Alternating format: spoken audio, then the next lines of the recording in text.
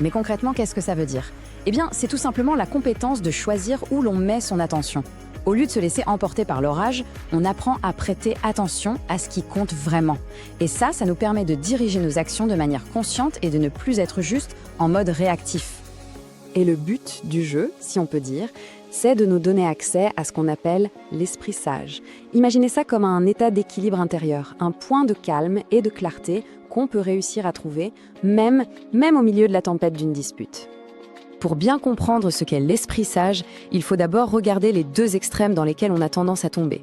D'un côté, il y a l'esprit émotionnel, là on est complètement gouverné par les sentiments du moment. Et de l'autre côté, on a l'esprit raisonnable, qui est purement logique, froid, parfois même un peu déconnecté de la réalité humaine. On connaît tous ça, hein. Pendant une dispute, on bascule souvent dans l'un ou dans l'autre. Eh bien, l'esprit sage, ce n'est ni l'un ni l'autre. En fait, c'est la magnifique intégration des deux. C'est le meilleur des deux mondes. C'est cet espace d'intuition profonde où la sagesse de nos émotions et la clarté de notre raison finissent par se rencontrer. Et les décisions qu'on prend depuis cet endroit sont alignées avec nos valeurs et non plus dictées par la réactivité du moment.